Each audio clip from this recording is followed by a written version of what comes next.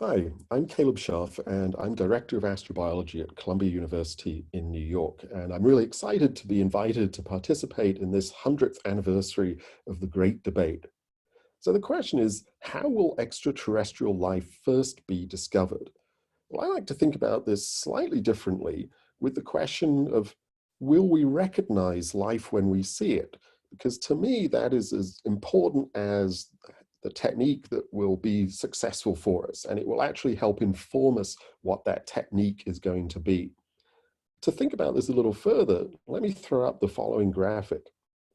It's a strange looking graphic. I have believable on the y-axis and informative on the x-axis. These are referring to the nature of the information that we may be able to gather about life elsewhere in the universe, or the possibility of life elsewhere in the universe.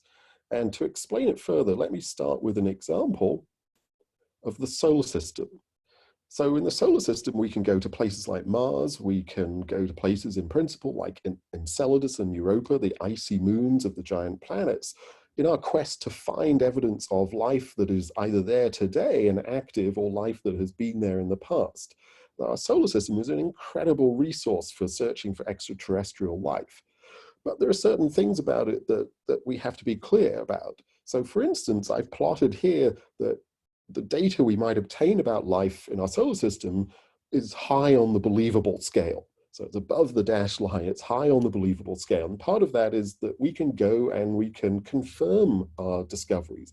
We can go to Mars and study Mars in exquisite detail. We can go to the icy moons and study them in exquisite detail. We might even be lucky enough to capture some organism and look at it under our microscope. So the data is good. The possibility of doing full scientific analysis on extraterrestrial life in our solar system is really high. But is it so informative?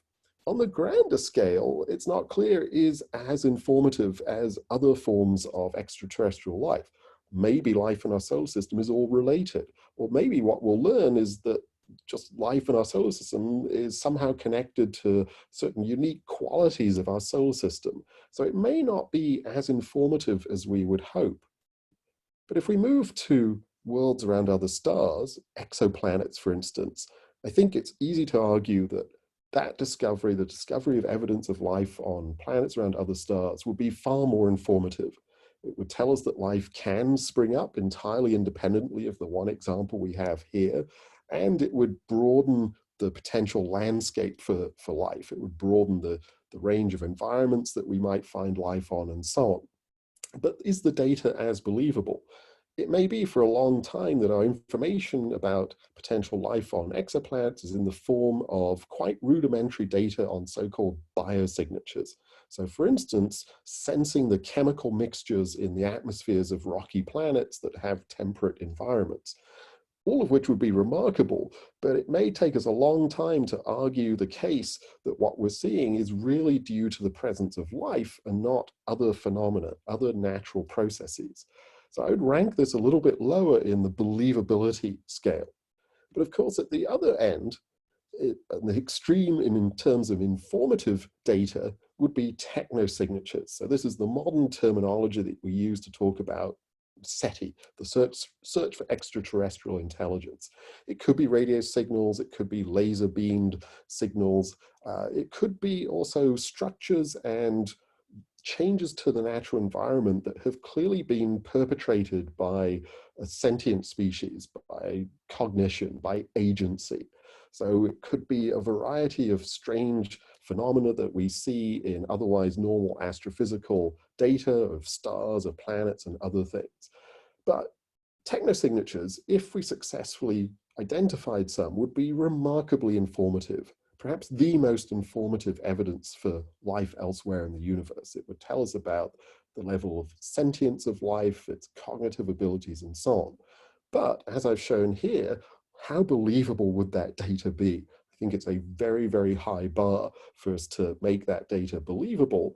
And there is the potential that technologically sophisticated species elsewhere in the universe are so sophisticated that we really don't recognize them, that we don't understand what we're seeing. So to conclude, My best bet is that we may find extraterrestrial life through an accumulation of evidence. Before we're actually lucky enough for an example to sort of land in our lap, we may find piecemeal evidence here in our solar system, in the atmospheres of exoplanets, and conceivably in strange phenomena that might be best explained through the phenomena of technosignatures. In other words, I think before we find that single smoking gun example, we're going to have evidence that life is at large in the cosmos. Maybe it is evidence from biosignatures changing the environment of exoplanets in systematic ways that we can't really probe any further because we're simply too far away and our data is too rudimentary. So evidence that life is at large in the cosmos, even if its precise nature eludes us, I think that's where we're going to be first.